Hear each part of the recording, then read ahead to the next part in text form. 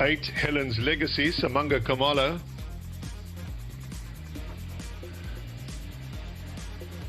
Going down to the lead horse is number 7 by Midnight, Sandile Mbele. Note the rider has a green cap. Exactly.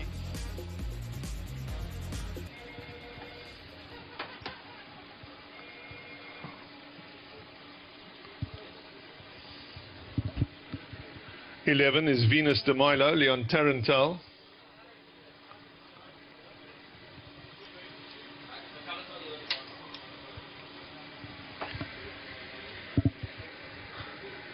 "12, Catch Us If You Can, Keegan DeMello. 9, Drachma, Craig Bantam.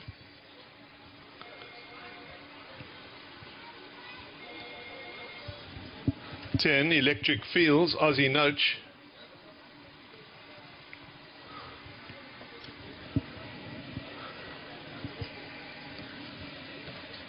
6, Coastal Blues, JP van der Merwe.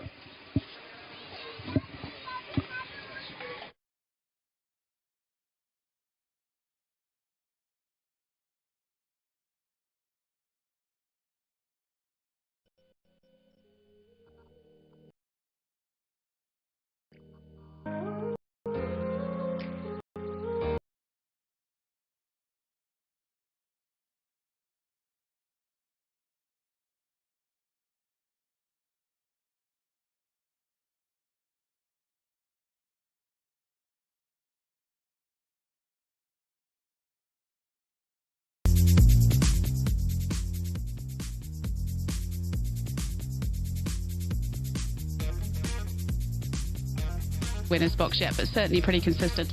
Yeah, she does. She gave her a small break in a row, and I think mentally it was getting to her a little bit, so she had a short break. She's come back nice and fresh now. She's doing nicely at home. So yeah, once again, she's drawn quite nicely, so she should have a good each way chance, and hopefully today's the day and she doesn't find that extra one. Hopefully she can make it into the winners box. Then you've got Venus de Milo as well, the William Longsword filly. Yeah, she's a nice filly. She's had a couple of niggles, you know, in the early part of her career, so it's taken me a little bit of time to get her to the course. She'll definitely need the experience this time around, but she is quite a nice filly. I expect her to be running on. She's drawn wide, so I'll have to just drop her in and you know, let her have a nice race. I can't do a whole lot with her on the grass, so I think this will be a good experience for her. She looks a nice size filly, like you've got something to work with there. Yeah, she's a lovely filly. She's a nice big scopy filly, and she showed us that she had ability early on, but as I said, she has got a niggle, so it hasn't been easy to get her here. Race 3, you've got Charlie Croker. Consistent, been gelded now? Yeah, he's been gelded. He's another one that, you know, he runs consistently well, and he always just seems to find something on the day to just get their head in front of him. He's doing well at home. He should obviously have a good chance today. I'm just hoping that he doesn't need it. You know, they're going quite quick and quite hard on this race, so they're really having to gallop, and I haven't put him on the grass or anything, so straight into a race. But he's the kind of horse that doesn't take a huge amount of work, so I think he's probably had enough, and probably my best chance on the day. And then you've got the 2 in race 5. Medalist Tart had the 2 runs but got a wide draw. Yeah, both of my fillies, they're Medalist Tart and Turkish Keelam. Both fillies are looking for this sort of trip. Unfortunately, both are drawn very wide, so it's not going to be easy for them, and they're not the type of fillies, I think, that can overcome the draw. And I'm not so sure whether they're going to be able to quicken up from the back of the field. So tough call for them. I think, you know, there's some strong form in there. Justin's filly looks hard to beat on her last run, so I'm obviously just hoping for some money chances there. Race 6, Lang's Power, first run after maiden win. Yeah, he's a nice little horse. He probably needs to be gelded in the near future. He's getting a little bit heavy and a little bit coltish as well, so I'll see how he goes today. He's doing well at home, drawn 10 out of 10, not drawn that well, so he's going to have to drop in today and finish off, but perhaps a money chance. And then the 3 in race 7, let's start with Adios Amigos, doing very well. Yeah, he's always doing well, and he always runs consistently. You know, he's got top weight today, he's got a big weight to carry, and I think probably one of the most competitive races on the card. I think it's a very tough race. There's some strong form in that race. So he's got to pick up his feet a little bit today, but he loves this course and distance. So he'll be thereabouts. Whether or not he can, you know, get his head in front of the weights, we'll just have to see. Benjamin's pretty reliable as well. He won last time. Yeah, Benjamin unfortunately not drawn well today. He's drawn 13 out of 13. I'm going to have to drop him in from there. He came from his last start at Kenilworth over 12. So he does like to race like that, and I think if there's enough of a pace on, he certainly will be running on. Just a couple of my horses at the moment have all got a bit of stack leg virus. It seems to be running through my yard, so I just have to be a little bit wary with a couple of them. But yeah, draw I think is a bit of a factor for him. As you said, it's going to be quite a nice race. You've got Sundays as well as consistent as well. Yeah, very consistent. You know, won pretty well here last time over 12, coming from Stone last. Again, I think he's a horse that's very consistent. He will be thereabouts, and as I say, it's a very strong field, so hard call. And then in the last, you've got Philosophize to be fitter today. Yeah, she's actually doing quite well, Fiona. It was a nice run from her first run back after a long break in open company. I think also again a very open race today, first time she's going around the turn as well, but she's doing well, and she's certainly a great chance, so I would include her. Best of luck. Hope you have a good afternoon. Thanks, Candice. Thank you. Thanks very much to Candice Bass-Robinson. The sun is really shining here in the parade ring as well today as we head back to Grant for the first. Yeah, thanks very much to Fiona. Great to get Candice's feedback as well regarding her runners, and she thought that Charlie Croker might be the best of theirs on the day. But let's go straight into our first race here, and we'll start with Of course, that was early favourite. Seems to be on a little bit of a drift now. That's number 8, Helen's Legacy. She's a nice, big, robust daughter of Duke of Marmalade. She's out of the Fort Wood mare Tequila Blush, and she's got quite a lot of natural gate speed herself. Her first 2 runs, well, she showed pace and she was up there. And the way the track runs today, I think it might just suit her. If Samanga can get her out in handy, she might be a difficult horse to peg back. Yes, I very much liked her in the parade ring. I thought she looked superb. She was on her toes.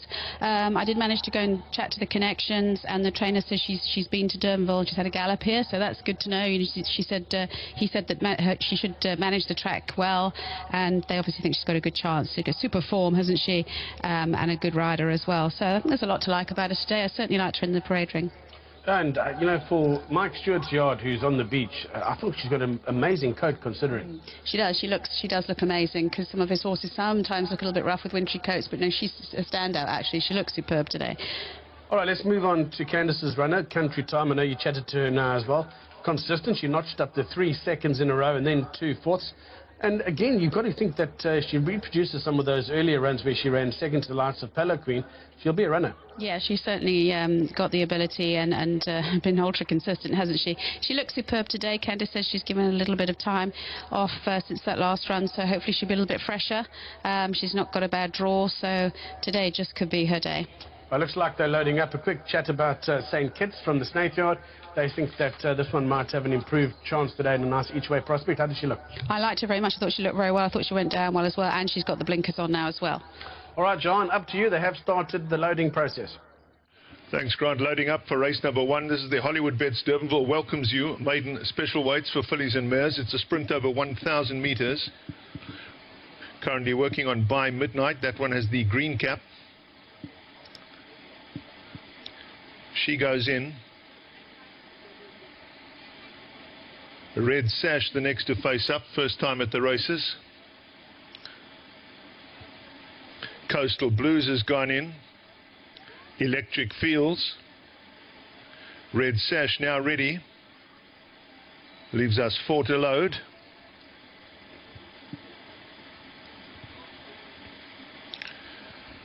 Helen's Legacy, one of the fancied fillies, comes forward now. Goes in. Country Time, the next one up. Wayward Girl and Catch Us If You Can, the last 2. They move forward together and go in. Set to go in the first. 1,000 metres. Gates are back. Off and racing, caught them in a good line. Helen's Legacy is rushing around, horses on the far side to try and get a good position. Country Time came away with the speed. These two go head and head up in front. They being followed then by St. Kitts, who's settling in that 3rd place, just about 2 lengths off the lead, midway round that turn. Racing just in behind that, we've got Red Sash in the black with the red cap, who's racing about 4 lengths off the leader. Racing just in behind that, Wayward Girl. On the outside, Drakmar came very wide into the straight. They start to stretch out now as they head for home and run to the judge with 450 metres left to go. And St. Kitts, the pink cap in the centre, has come forward to pick it up. Red Sash towards the outside and Country Time between runners. Now Helen's Legacy sets out after the leaders down that inside running rail. It's Red Sash in front. They've come to the last 100. Country Time is racing strongly along the inside. Country Time and Red Sash, these are the two fighting it out. It's Country Time the inside with the advantage from Red Sash, but it's going to be close. Country Time stays on to win it from Red Sash. In behind that one, Wayward Girl flashed home for 3rd. Behind them, perhaps Electric Fields into 4th. Closing stages at race number 1 is the 4 Country Time under Gareth Wright. The Candice Bass-Robinson yard, who's hanging tough and staying on. The first time a Red Sash is all over in the closing stages, an eye-catching debut, but it's going to be the 4 Country Time who lasts long enough to win from 1 Red Sash, beaten ahead back in 2nd. Behind them was 2 Wayward Girl into that 3rd place. I fancy the 10 Electric Fields may have just got that 4th placing ahead of Fly Better, who was up on the outside.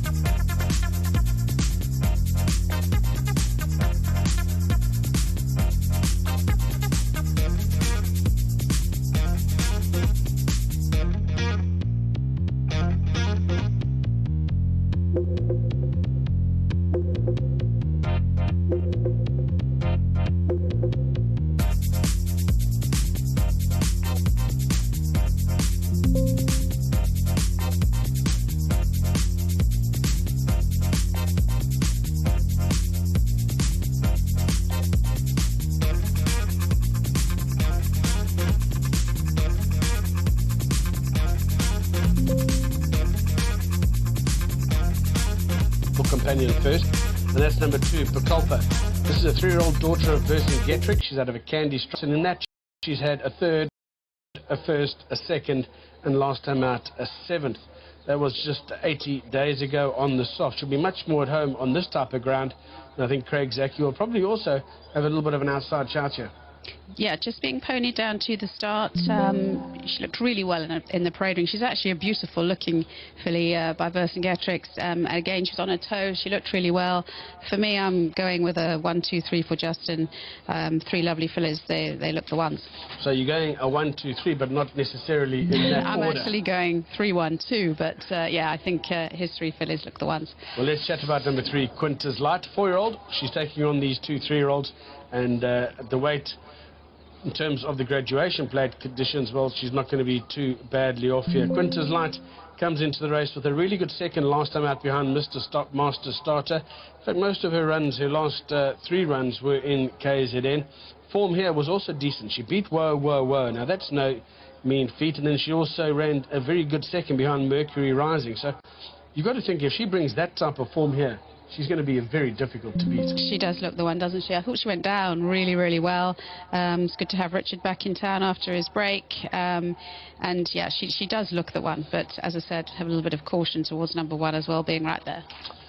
Number 5, Official Secret. We've spoken to Glenn, the 4-year-old daughter of Twice Over. Kelvin Abib on winner last time out, but that was over 2,000. She's back over the 1250.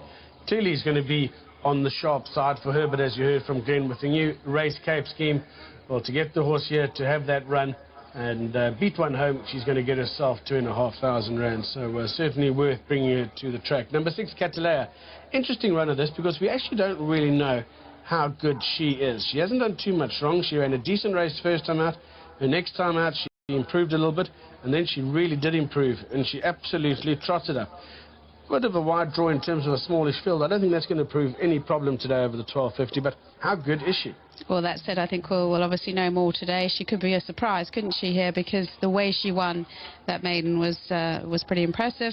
She made huge improvement. Maybe she was just taking a little bit of time to come to hand, and she has done that now. She's a lovely filly by Silvano, so she's an interesting runner. Smallish field, and they're all down at the start. Now, it is the opening leg of this afternoon's place accumulator, so are we going to be saying for place accumulator punters, it's the banker of the 3? I think so. I think we should be brave here and go 3. All right, so there we go. Banking the 3. The pick 6 is going to start in race number 3, jackpot race number 4. But this is a nice little contest, and will certainly be a nice opportunity for number 3, Quintus Light, to add to her winning tally. She's had the 12 starts for 2 wins, 5 seconds. She certainly knows where the second box is, and she'll be hoping to maybe make it 3 career victories from her 13th start today. Right, they are down at the start. You've probably got a minute or so to work out any of those exotics, and Jahan will be calling them into line shortly as we get ready for race number 2, which is the tabonline.co.za. It's a graduation plate for fillies and mares. They're going 1,250.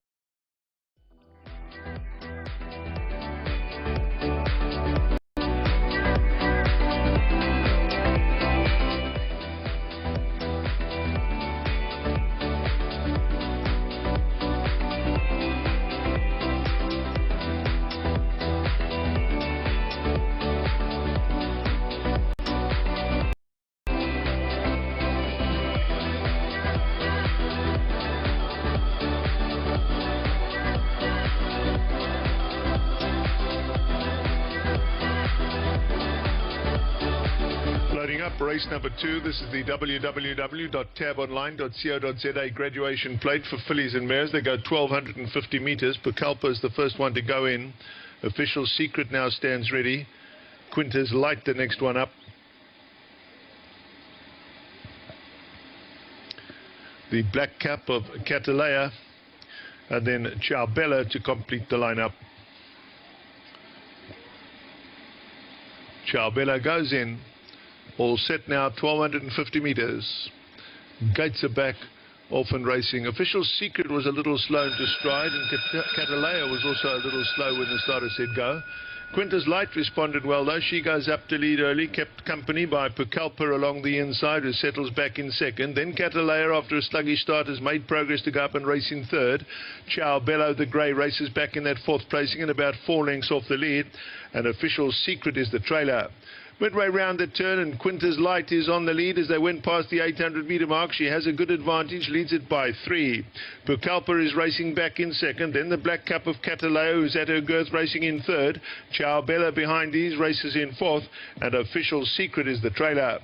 They're in line for home now. They're off that false rail and head for home, and they have 500 metres left to go. Quintus Light shows the way down towards the inside. Pucalpa trying to challenge in the centre. Deeper out, Ciao Bello now starts to run on nicely. Catalaya, the black cap, is also there too, but it's Ciao Bello who comes forward to pick it up. Quintus Light has come under a ride over towards the inside, and Ciao Bello has command. Quintus Light doing all she can to come back along the inside, but it's race over. Ciao Bello powers away, hands and heels. Ciao Bello goes on to win from Quintus Light. Behind them, Pucalpa will stand for third. Catalaya in behind that fourth. An Official Secret, the last to cross the line. One Ciao Bello, daughter of Gimme the Green Light, Fontaine Stud, the owners and breeders. Keegan de Mello, Bang in Form, the winning rider. Justin Snaith, the winning trainer. Comes home to win at the expense of the perhaps more fancied 3 Quintus Light, who finishes back in second. The stable companion, a 1-2 for Snaith. A long, long way back then to the 2, Pucalpa, into that third placing. Yet another Snaith runner. Behind them came Catalaya and Official Secret.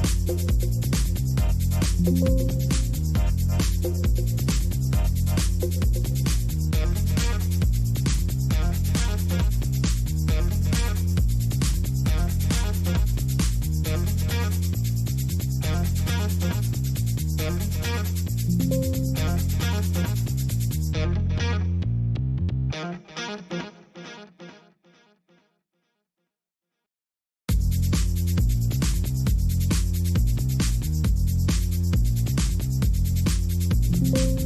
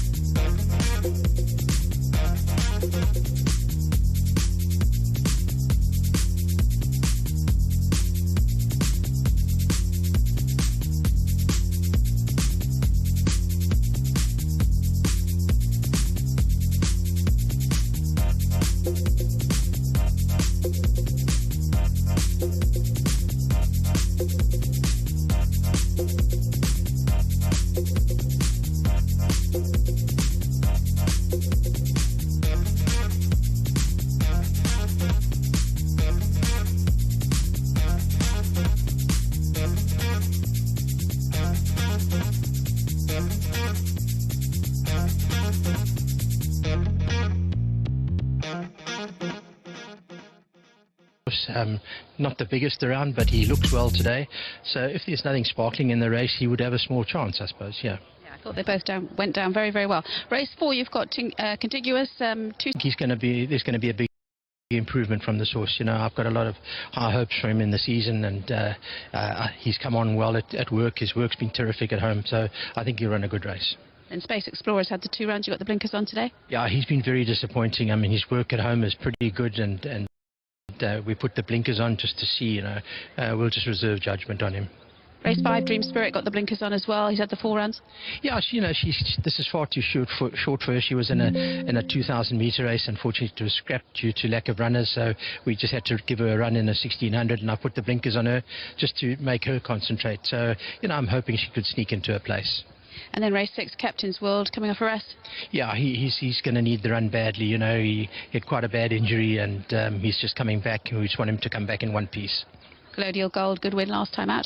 Yeah, he did have a good win, you know, but with the way the race is mapped out, and, you know, he's carrying 62, but I mean, a lot of the horses have got 62 and 60 on them, 61, so there's not that much difference in them in him, but I think he should run well. You know, he's been running over 1,200, and on his pedigree out of a Galileo mare, one would think that he would need this distance, so I'm hoping he'll run a good race. Race 7 looks quite a competitive event, some nice horses out there. You've got the 3. Let's start with Darjeeling, rested and gelded. Yeah, he's going to need the run badly as well, so we'll bypass him. Lord William is one that we'll all have our eyes on. 4 very good runs. He looks a smart gelding. Yeah, he's a smart horse, you know, and I think he'll go, you know, go on to win some races during the season. So today it's just a comeback run, but I wouldn't be surprised if he won it. And then you've got Path of Choice, he's always thereabouts. Yeah, he's an old soldier and never runs a bad race, so, you know, he must have a squeak. But it's good to be here at Durbanville. It's good to be getting the horses out ready for the big season. No, absolutely. You know, I love this course and had a lot of winners here, so, you know, I enjoy coming here, and everyone's close together, so it brings a lot of excitement and good vibe, you know. Absolutely, and it's looking beautiful upstairs, so enjoy the rest of the day, and hopefully we'll see you in the winner's box. Thanks, Vaughan. Thank you, Fee. Thanks so much. Thanks very much to Vaughan Marshall. Some lovely runners throughout the afternoon, so keep an eye on those. Back to Grant for race number 3. Yeah, thanks, Fee, and thanks to Vaughan Marshall. Nice timer was quite short in the marketplace, was trading at around 15 to 10. I'm not too sure what it's moved out to now or what is happening on that betting front, but Charlie Croker is the horse that's got the form, and when you chatted to Candice earlier on, she was of the opinion that Charlie Croker was probably her best runner on the day. Yeah, I think I'm going with Charlie Croker. I think we've probably got to on those comments from Candice that that's the best of on the day. She's already had a winner, and Charlie Croker looked very, very well. He's gone down all right as well, hasn't he? He's just carrying his head a little bit high, but certainly going down well enough. Nice to hear the comments from about number 8, Canatonic from Vaughan as well, saying that he had run a decent race, and he's some value, so maybe he wants to throw into the quartet.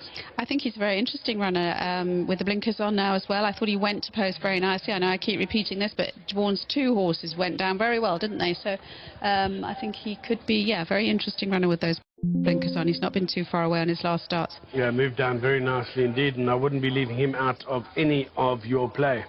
Number 9, Fort Apache. Now here's an interesting runner, the 3-year-old son of United States out of the Way West mare, Way West Goddess. You remember that one trained by Louis Gerson, and Louis McCottford jumps on board. First one was a decent one behind Port Louis. Second one even better. Third one just seemed to not finish that race off at all, but if reproducing the first or second run, I think puts his hand up and says, I'm involved here. Yes, I thought he looked particularly well in the parade ring when he walked past here. He's a lovely, stocky individual, nice looker. I think you've got to ignore that last run. It looks like there was excuses according to the book here. So on those first 2 starts, you've got to say that there's going to be a little bit more of improvement and certainly capable. I was back to favour that last start behind Hermes Hero and didn't find in Cosmic Event, another interesting runner. This is a 3-year-old. This is a son of Ferrari out of a Silvano mare. Richard Ferree jumps on board for Nick Johnson. Not a bad run first time out behind Lamont, then halved the deficit from 10 lengths to 5 lengths. The 1250 still probably a trip on the sharp side for him, so goes the 1,000 here, but I think this is a horse that when you're going a little bit further will certainly be one to throw in. Yeah, absolutely.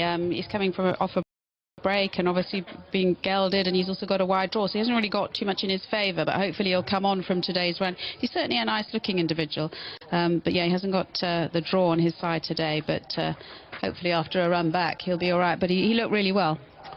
Number 2, Wiley Jack. Interesting runner for me because just the 53.5 kilos to shoulder, got a decent draw, got Muzi, who is full value at a light mass, and has run second in 2 of his last 3 starts.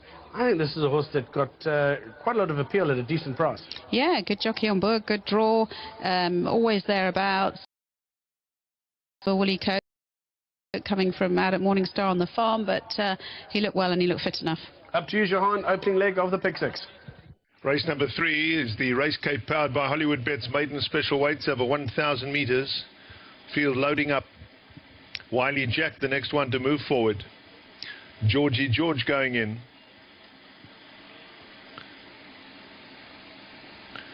Charlie Croker.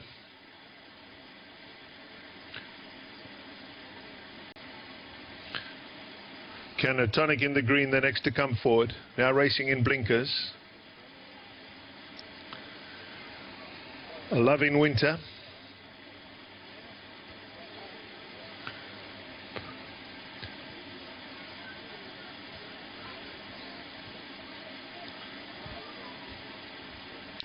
Love in Winter ready. Lyrics to Love the next one, and Flower Pecker will complete the lineup. Flower Pecker loads with a blindfold. Goes in and goes out the other side. So Flower Pecker will have to load up once more. Cabello Mazzignani seems to have injured himself.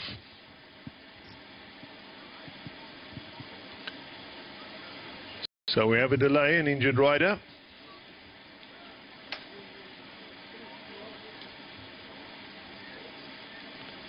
Runners now being backed out of the starting gates.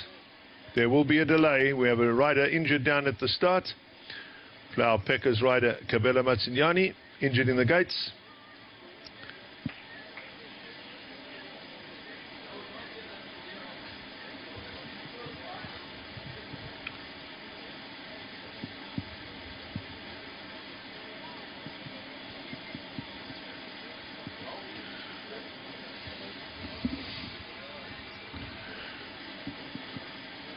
So all the other runners now being taken out of the gates. There will be a delay. We'll get back to you as soon as we know more.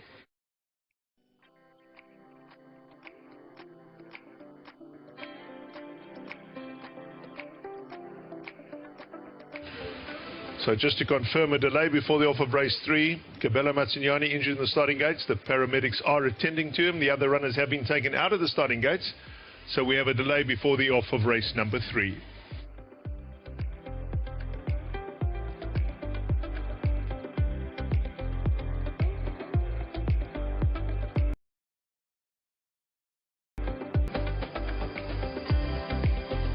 Pleased to see Cabello is back on his feet. Seems to have injured his elbow.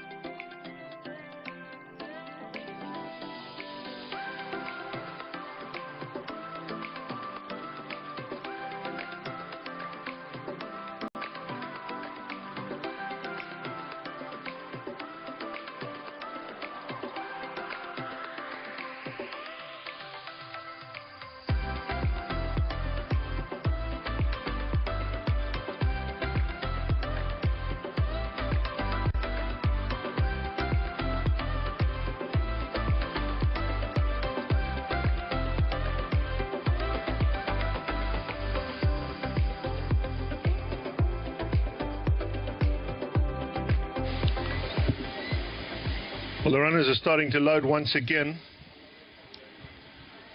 King of the Waves has gone in. Fort Apache.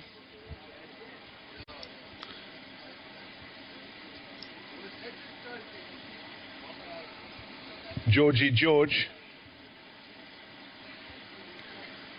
Can only assume that Cabello Mazzignani is fit to ride. Have had no word to the contrary.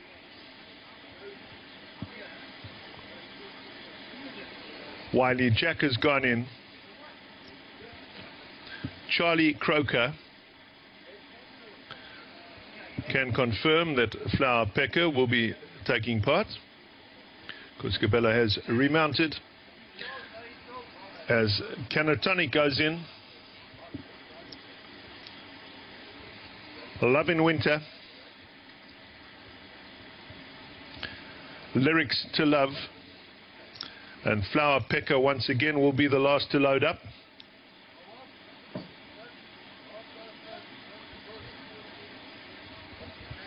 Flower Pecker up to the gate.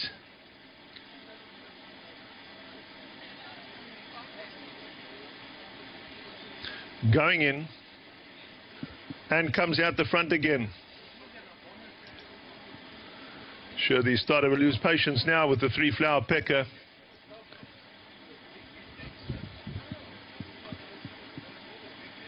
And this time Cabela's injured his foot.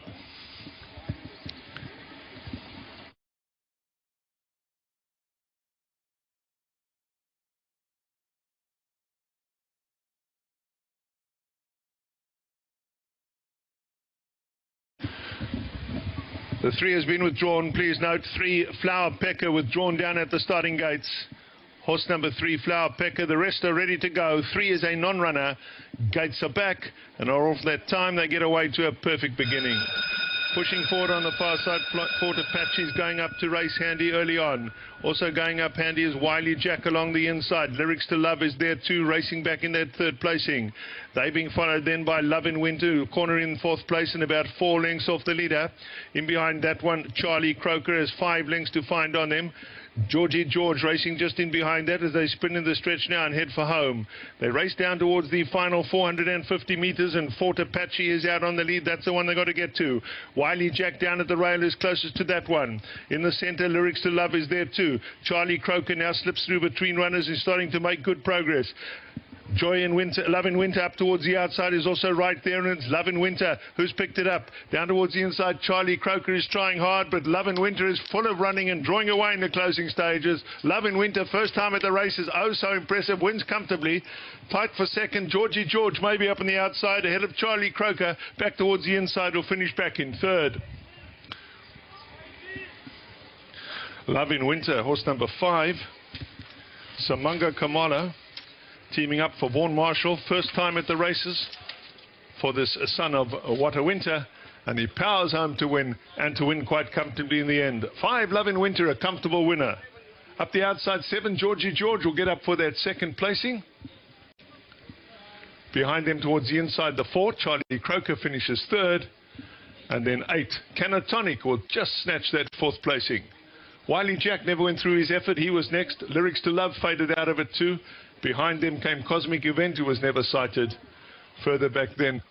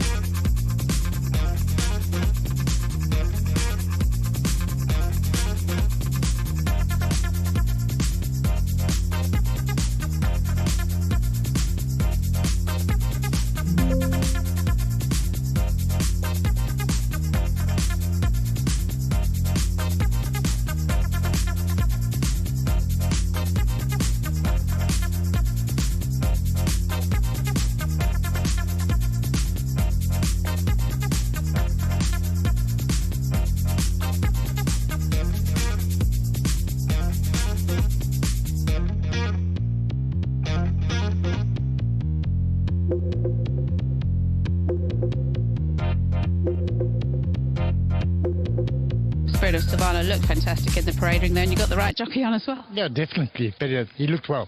Race 5, you've got the two fillies there that start with Dreamt I Could Fly.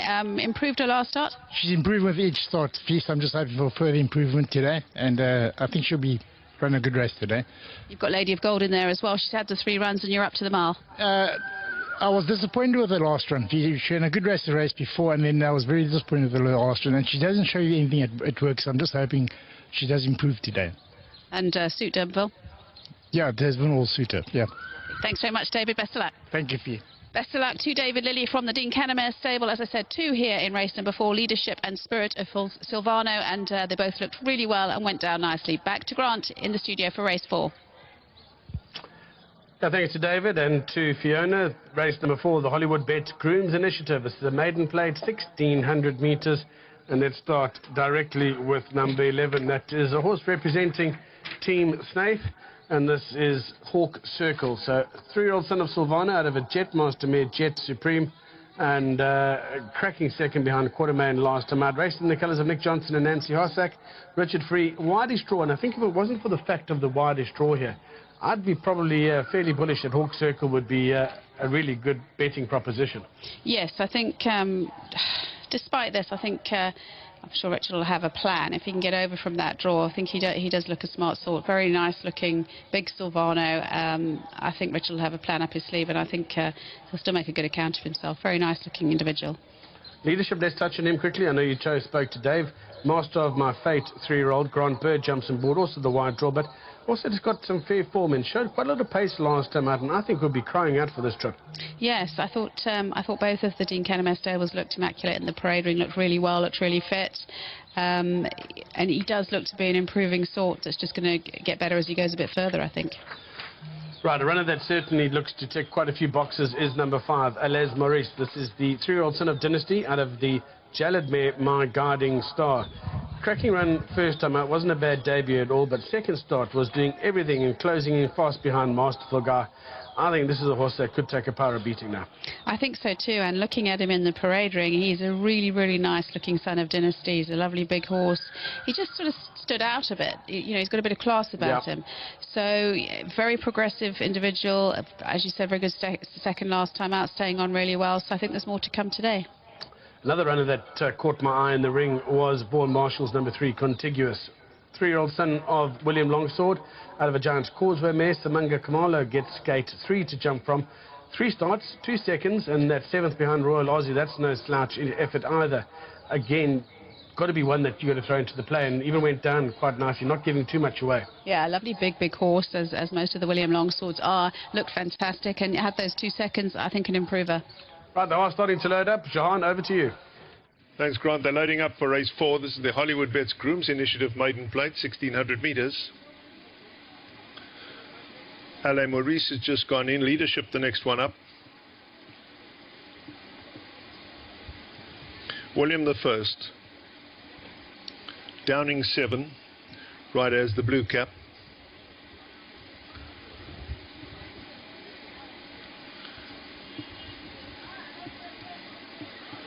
Now Del Boy.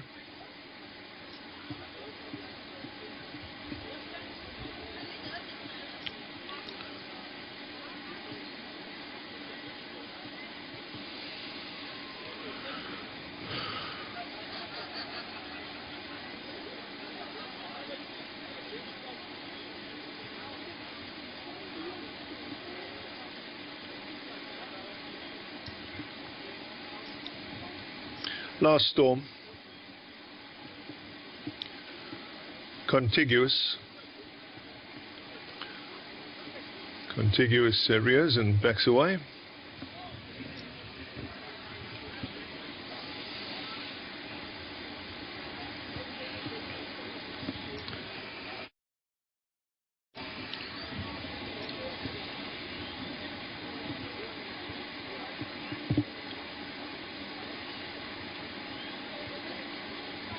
Hawk Circle, meantime, facing up.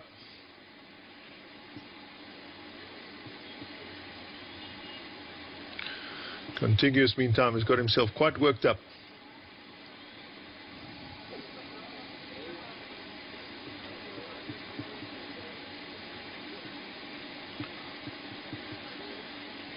Hawk Circle has gone in.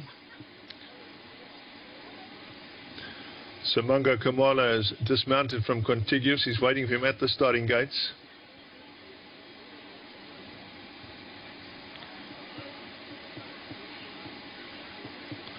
But Contiguous is proving quite a handful.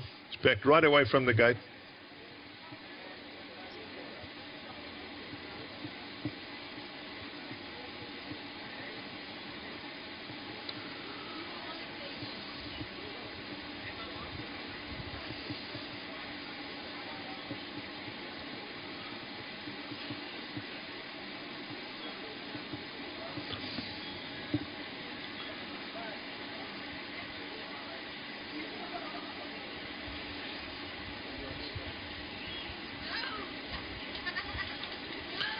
Contiguous now back right away once again.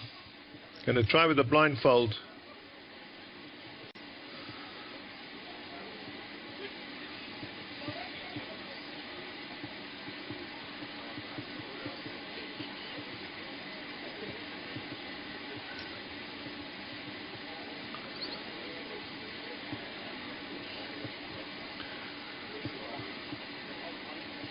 Still not winning.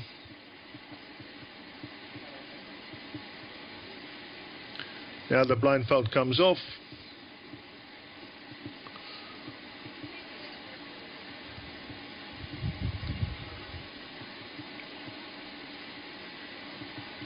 Contiguous up to the gates, then turns away.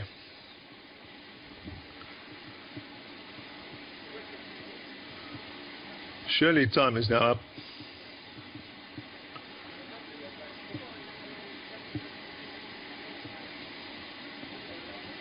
Blindfold back on.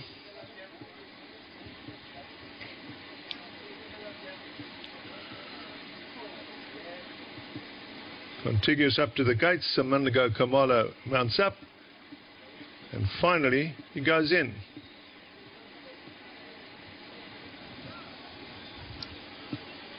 Spirit of Silvano next. And Landing on the Moon will complete the lineup. They move in together. Finally we're set to race. 1600 meters. All in line. Gates are back. Off and racing. Not a bad beginning. Scallywag responded quickest along the inside and goes up to lead. Contiguous is now moving past runners on the far side and he's up looking for the lead. William the First settles just off the early pace. He's back in third. Last Storm is going around runners on the far side to improve his position. He's gone up to join that leading group. And on the far side, Last Storm picks it up as they race on down towards the 1100 meter mark. Last Storm going on now, leads it by a length and a half. Contiguous is racing back in second. On the far side, Holy Orders was hitting first call. That's gone up to join that one. William the First races just in behind these, and Scallywag after an alert start has dropped back about 6 lengths off the lead. Followed then by L.A. Maurice on the far side. Along the inside of that one, Spirit of Silvana is now racing 8-9 lengths off the leader. Space Explorer, the white and blue, races just in behind that. They're really strung out. Leadership races further back. He must be 12 or 13 lengths off this leader. Del Boy is racing just in behind that one. Followed then by Hawk Circle, who corners a long way back. Downing 7 is well back too, and Landing on the Moon as they straighten up now and head for home. And they have about 450 meters left to the line. Last Storm came around them all and has the lead, but Holy Order is now quick to challenge, picks it up in the center. Towards the outside of that one, William the First is trying hard, and L.A. Maurice now unwinding a good-looking run towards the outside. L.A. Maurice comes forward now to pick it up. Contiguous between runners is right there. Holy Orders is back towards their inside, but it's L.A. Maurice in full cry in the center. Contiguous trying hard along the inside, but L.A. Maurice too strong, goes on to win. Contiguous was back in second. In behind that one, William the First. Behind them, Spirit of Silvano got going late. Towards the inside, Holy Orders. No doubt about your winner. L.A. Maurice, horse number 5, son of Dynasty. Comes home strongly under Louis Cotworth of the Brett Crawford stable and Mukan Gunjira. And it's the 5, L.A. Maurice, who draws off to win race number 4. Down the inside, the 3, Contiguous, who gave so much trouble at the start, stays on for second. A long way behind them, William the First will finish in that third placing. And then the 2, Spirit of Silvano. Space Explorer further back. Hawk Circle came from stone last, one to watch next time over further. Holy Orders was back along there inside. They were then followed by Scallywag. Behind that one, Last Storm. Your head on view. Last Storm at this stage was in front but wobbling. Now Last Orders. Now Contiguous in the yellow comes forward. But it's L.A. Maurice, the blue jacket, the red cap towards the left-hand side, who comes charging home in race number 4 and wins comfortably in the end, going away. 5, L.A. Maurice, an easy winner from 3, Contiguous. Behind them, 7, William the First, and 2, Spirit of Silvano.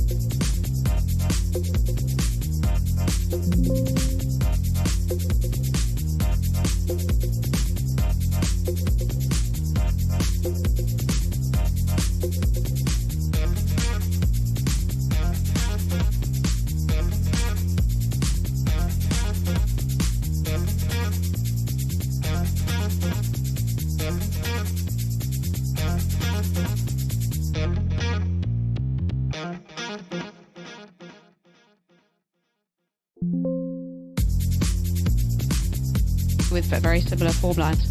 One other runner before they start the loading process. 14, Turkish Kellem. Obviously a wide draw doesn't help. The daughter of Rafif, also a second last time out. And some luck in running, might well be able to run into the money. Yeah, she's a very big filly. She's certainly going the right way. Not got the best of draws, but certainly room for more improvement there. She's certainly going the right way, isn't she? Improving every start. Well, Jahan's going to be ready to start them getting into the pens. It's going to be a nice big field for him to call home over the 1,600 metres. Over to you, Jahan.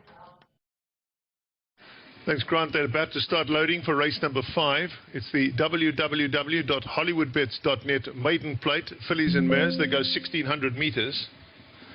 Mothership is the first to load, followed up by Fields of Green. Scardy now moves forward. Lady Simba.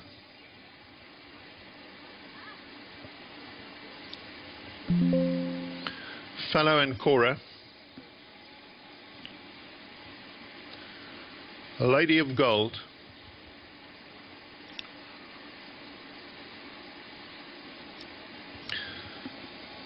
Medler's Tot faces up, goes in. Princess Louisa the next. Then Lady Renee.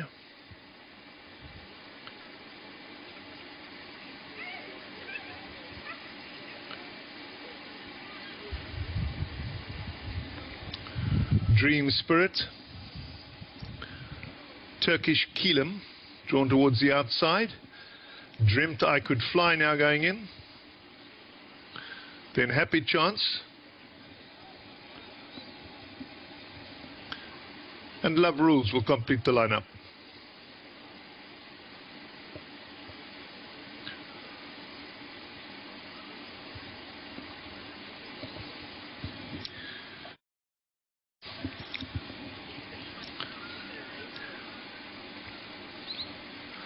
Love Rules moving in. Goes in. We're set now, 1,600 metres. Gates are back. Often racing. Got them in a good line for a field of this size. Medalist Tart just slow to stride and tucks in behind runners. Fields of Green landed running, goes up to try and lead them early on, but there's a scramble for the lead. Happy Chance is also pushing forward. On the far side, we've got Love Rules, who's also racing up to dispute that early lead. Lady Renee is also right there in the thick of things. Racing past them on the far side, Scardy, who's also up handy, is pretty compact as they race into that first turn, and they're still battling for some superiority. Along the outside now, Lady Renee probably just showing up in the leader. Lady Renee, the leader. Around them on the outside, looks like Scardy, who's gone around runners to go and race up up handy too. It's Lady Simba rather on the far side who's now picked it up. So Lady Simba leads him into that far turn with 1,000 metres left to go. Lady Rene along the inside racing handy. Fallow Ancora was hit in first course. She's gone up to race in that third placing. Love Rules is beautifully placed back at the fence. Will corner about 4 lengths off the leader. Princess Louisa keeps her company on the outside. They being followed deeper out by Turkish Keelam, who hasn't been able to overcome that bad draw and has raced very deep on the outside of runners. Dreamt I Could Fly also caught wide. He's racing just in behind those. They settle for the run to the judge now. It's Lady Simba who's out in front, quickly challenged by Fallow Ancora, who now comes forward to pick it up. In the centre, Happy Chance is unwinding a good-looking run. Princess Louisa's in behind that. Love Rules still has 4 to make up down towards the inside. There's plenty of chances. Happy Chance puts her head in front now as they come to the final 150. Down towards the inside, Fallow Ancora is trying to make a race of it, but it's Happy Chance who's in front as they drive to the line. Happy Chance powers away now and goes on to win strongly from Fallow Ancora. Lady Simba stayed on for third. Love Rules behind that and Dreamt I Could Fly. They were then followed by Scotty. Well, if you're on course, you would have heard the cheer. Number 3, Happy Chance, comes forward to win race number 5 and to win it in some style in the end. The daughter of Dynasty for the Hollywood Syndicate. And 3, Happy Chance, goes away to win race number 5. 5, Fallow Ancora did her best to runs on for second. They were followed then by Lady Simba, the long-time leader. She finishes back in third. And then the 7, Love Rules, back in fourth. Dreamt I Could Fly was in behind those. They were then followed across the line by Scotty. Princess Louisa further back in running. In behind that one, Fields of Green. Down the inside was Dream Spirit. Towards the outside was Medler's Tart. Further back then to Lady of Gold. Behind that one, Mothership, Turkish Keelam, and Lady Rene. Head on view, your winners in the Hollywood Silks, the yellow with the purple stars, hands and heels at this stage. Fallow Ancora trying to stay with her. Down the inside, Lady Simba was running a big race. Dreamt I Could Fly gets going late. But 3, Happy Chance, too strong, wins race number 5 here at Hollywood Bets Durbanville.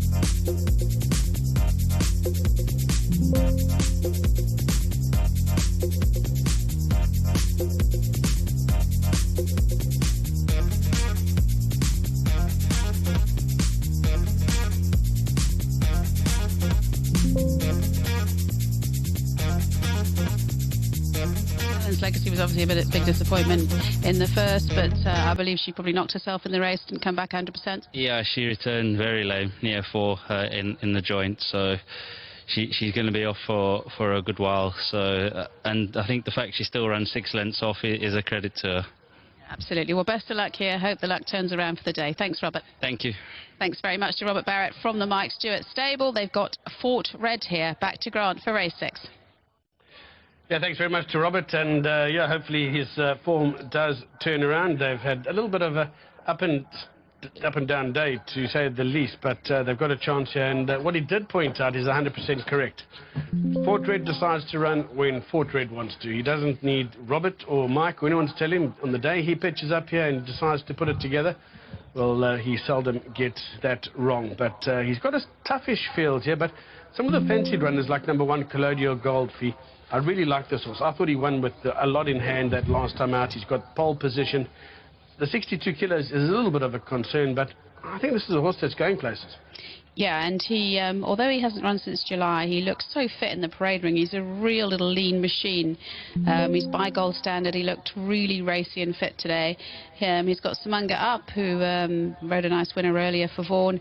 He's got the benefit of the 1 draw, so lots to like about him, lots in his favour, and he certainly he looks really, really fit, so he could just follow up again. Certainly a horse that needs to be respected. What about number 3, Le Morne? Just had the 1 start, was very impressive. Came from a long way back and mowed down Donnerstorm.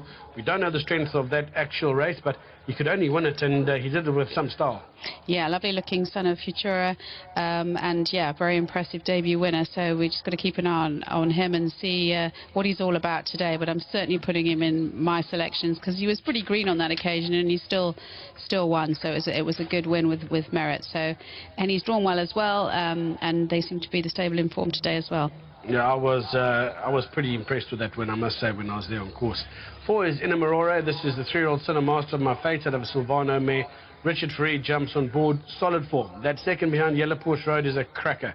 The second behind Dave the King, there's already been 2 winners that have come out of it.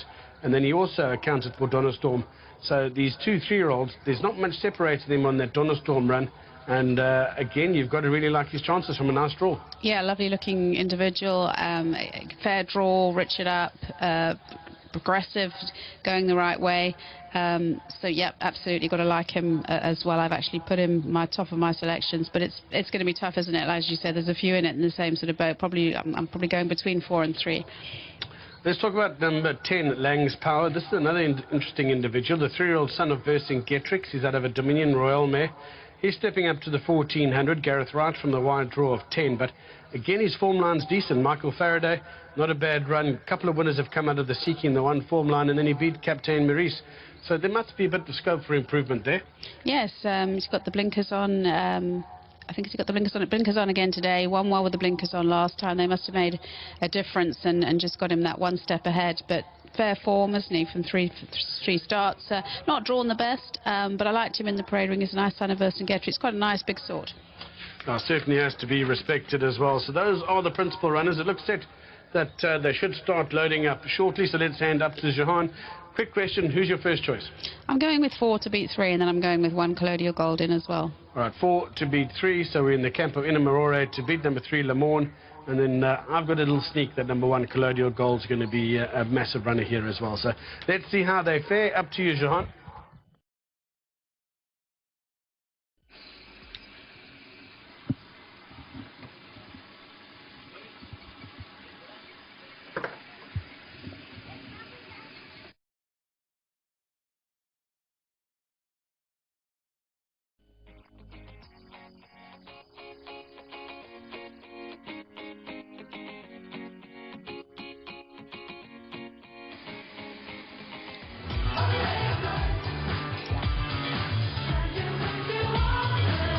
Runners for race number 6.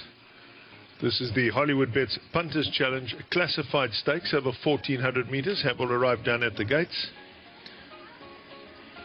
They are now being called to load. Tizona, the first one to face up.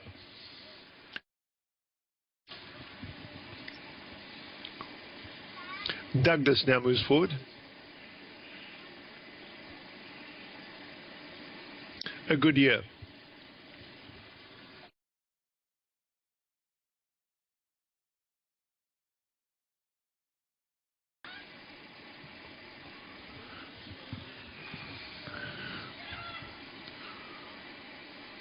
The white cap of Captain's World.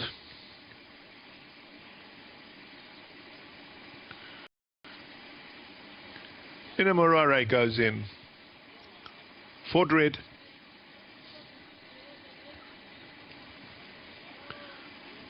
Demelza.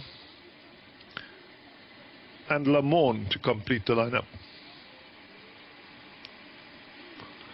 Le Mans goes in, all set, 1400 meters. Gates are back, often racing, a bit of an untidy beginning, but Colloidal Gold along the inside landed running and straight away goes up to look for the early lead, but Douglas very quickly goes past that, and Douglas is now off to show the way. So quite a scramble for the early lead as they head down towards that 1,000-meter mark with Douglas just the leader, but Ford Red deciding he's going to go up and make the pace. Racing just in behind that, we've got Demelza who settles back in that third placing. Going round them on the outside, Tizona has gone up to improve his position. Inamorare races next, and he's about 5 lengths off them. They're not waiting around. Colloidal Gold, after an alert start, has dropped back through the field. The Goodyear races just in behind that. Le Mans is well back early on. The white cap of Captain's World is racing well back in the field too. He'd be at least a dozen lengths off this leader. And Lang's Powers, the trailer. They're about to spin in the stretch now with just on 600 metres left to race, and Fort Red brought the field for home. Tizona and the yellow up towards the outside, and Douglas races closest to him. They being followed then by Le Mans, who makes a little progress over towards the inside. Deeper out in the track, Colloidal Gold is also trying to get into it. Tizona probably just the leader now as they come to the 200. Fort Red still right there along the inside. Le Mans trying to get into it. Deeper out, Inamorare starting to kick on nicely. There are plenty of chances they found right across the track. Le Mans just in front as they come to the final 200. Inamorare trying hard up the outside, but Le Mans has command, and Le Mans goes off to win. He wins easing up from Inamorare. They were then followed across the line by Tizona. Douglas was further back. Then came Fort Red. Further back in running then to Colloidal Gold. Demelza.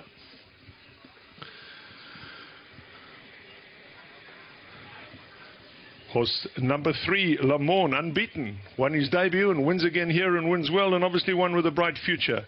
Another winner for Brett Crawford, Louis Nkotwa and Mukan Gujida, this time in partnership with J.M. Limfat. 3, Le Mans, too good for them in race 6. Beats number 4, Inamorare. 9, Tizona was behind them in third, and then number 7, Douglas, back in that fourth placing. Ford Red challenged along the inside, but didn't go through with the effort. Faded out in the closing stages, followed by Colloidal Gold. Demelza behind that. Behind them came Lang's Power and Captain's World. Further back then to a Goodyear. Your head-on view at this stage, they were fanned across the track, but you see Le Mans, the red cap, the blue sleeve, switching out. Comes home strongly, chased on the outside by Inamorare. These two had the race themselves, but Le Mans is too strong. He looks to have a bright future. He wins race number 6, and he wins it comfortably in the end.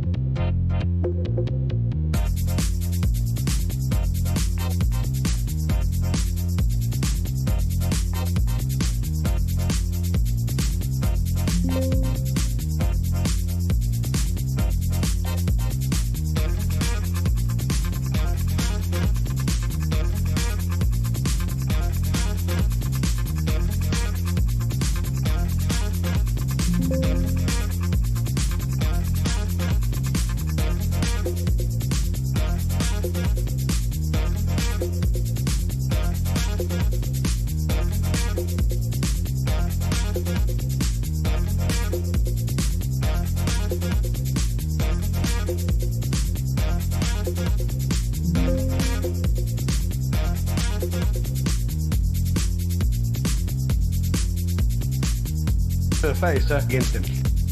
Yeah, difficult to really leave him out though. He is so ultra consistent, and he won his last race well. And yeah, okay, the draw's a slight concern, but yeah, I think he's one to be included as well. It's a heck of a race. This probably our best race of the day, I think, isn't it? It's really quite competitive, and we've got some lovely horses out and lovely lookers in the parade ring as well.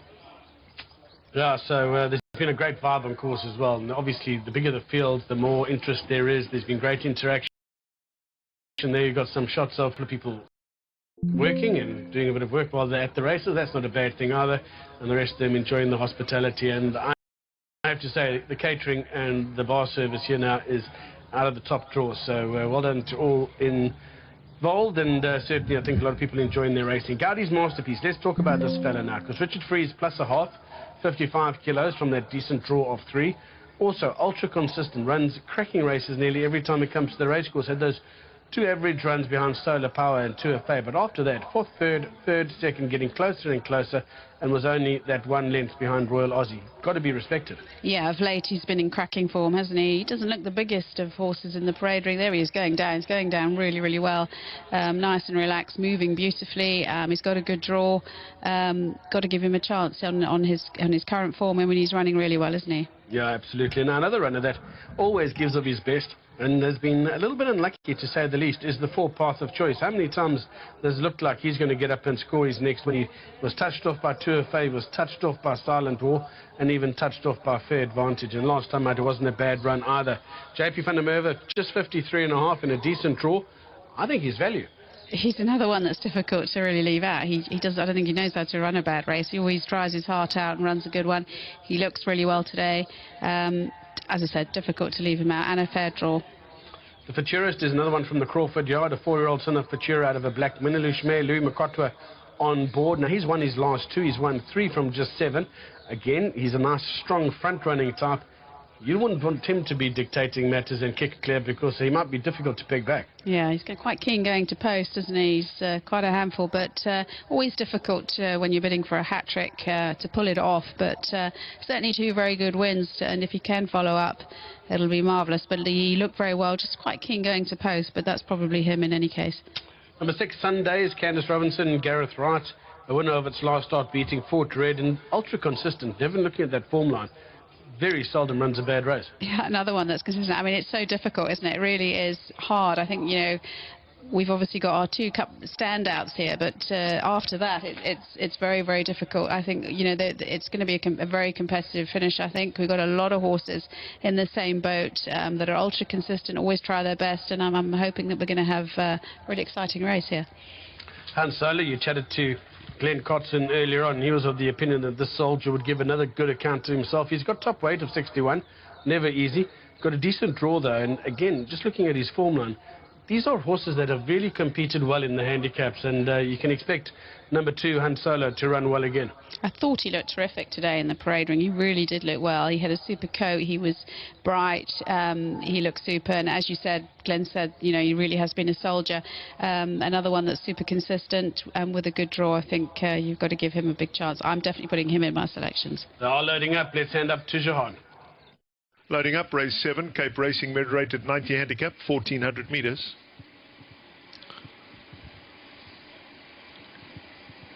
Kimberly O'Hara going forward, Path of Choice, Captain's Knot. Sundazed. Han Solo, the next one.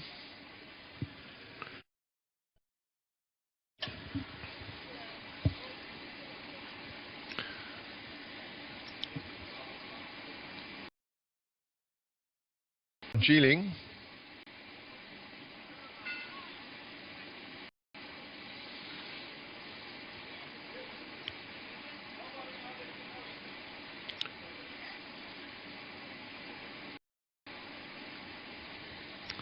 Lord William.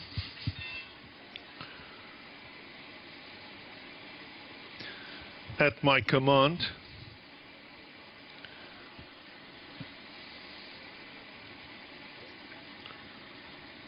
Benjamin.